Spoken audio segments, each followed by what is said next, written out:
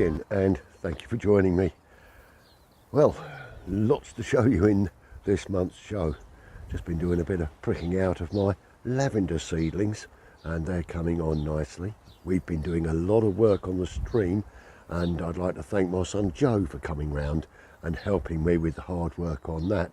It's really going to look fantastic. Also started clearing out the raised beds, getting those weeded and tidied, ready for planting out with some great crops for this year. So that's just a few of the things that I've got lined up for you in today's show. So just before we start, I'd like to say a big hello and a big thank you to the new subscribers that have recently joined the channel. I hope you're going to have some great gardening and we can grow happily together. Anyway, without any further ado, let's crack on with a year gardening for April 2024.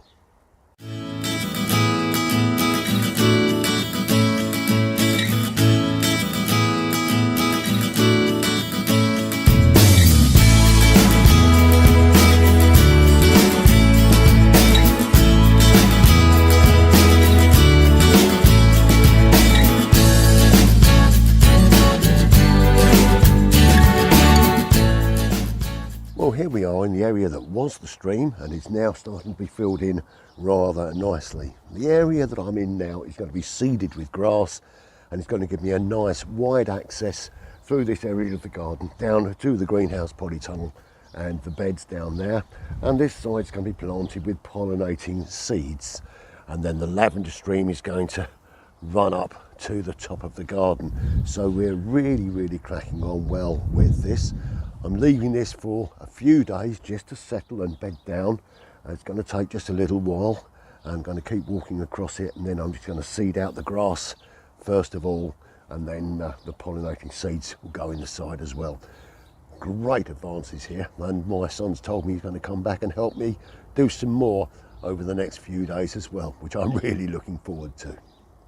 Just whilst I'm in this section of the garden, time to take a breath and enjoy the beauty around us and how this amanita tree has really flowered. It's absolutely looking gorgeous, and it's just a joy every time I walk out of the door and see the garden. It really makes me happy.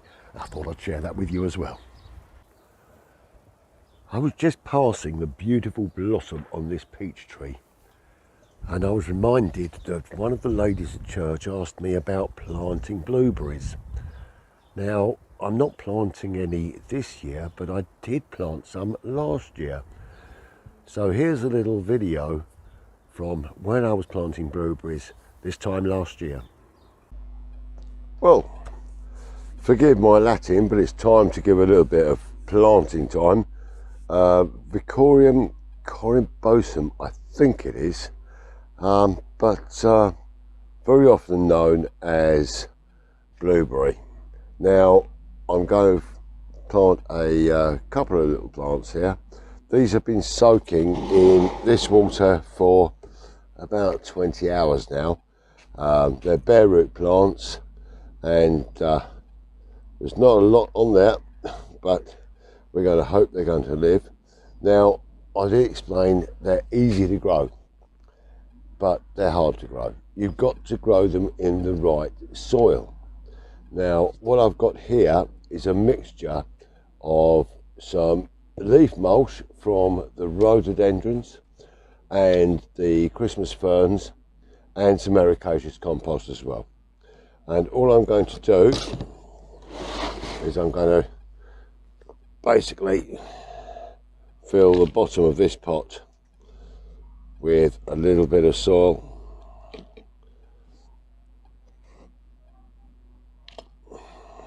Make sure this is broken up nicely.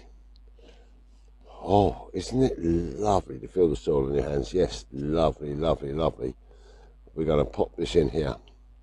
Make a little spot in the middle for the plants to go. And that is going to sit inside here. Then I'm going to fill around the plant.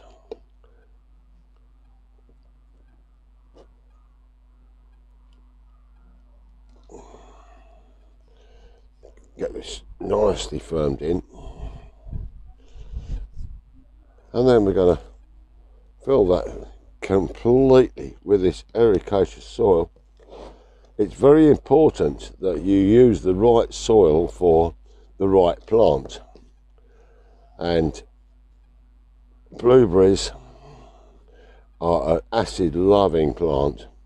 So if you don't grow your own leaf mulch, then just use some ericaceous compost.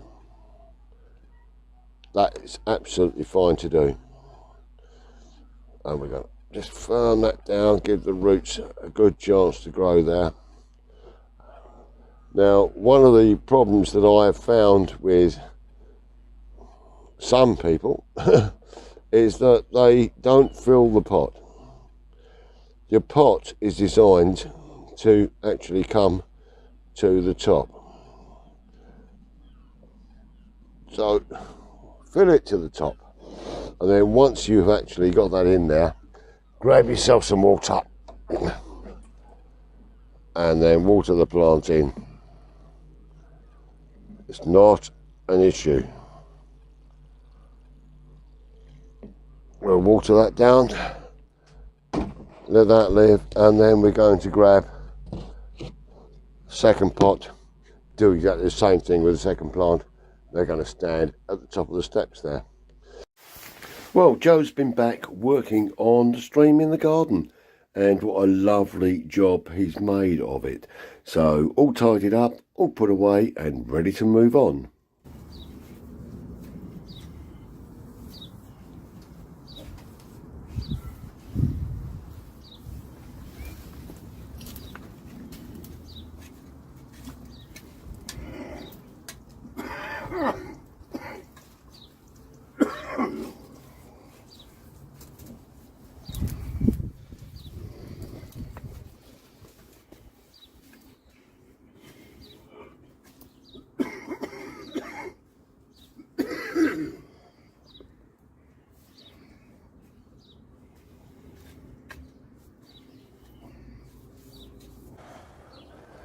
Well, I've got to get these raised beds weeded and tidied and ready to take the new plants that we're growing in the greenhouse. We've got beans and courgettes and things, but I've got to get all of this weeded, cleaned, turned over, some new organic material put in there as well, and maybe a little bit of fish blood and bone just to help fertilise the soil as well. So fair bit of work to do on this bed and the two behind me to get them ready for this summer's planting. So fair bit to do here. Let's just go and have a little look in the greenhouse. Well, quite a lot going on at the moment.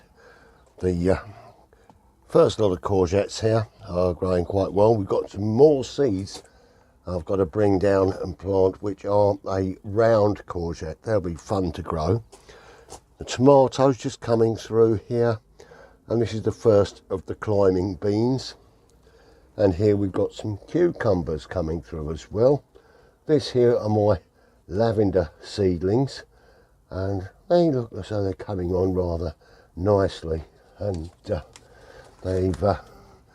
all in individual plugs, and hopefully once they get to around about 5 or 6 inches we can plant those out as well. But we've got a lot more seeds to plant. Now, I don't know whether you see, these are the calcots that we planted last year. They're like a Spanish spring onion. They're absolutely gorgeous in salads or in stir fries and bits and pieces like that. Really lovely. And there's one more thing I just want to show you down here whilst I'm in here. These are my cauliflowers, and I've got to get a bit of feed on them. There's just the start coming in the middle here. A little bit of flower coming in there, which is nice. So hopefully we're going to have some nice cauliflowers coming on these. I'm going to watch the snails keep coming through here and having some of the leaves, but I don't mind losing a few leaves to those. But these are coming on well, and going to give us some nice food to get chilled down and into the freezer, which is a very useful thing. Right, well, let's pop back up to the top.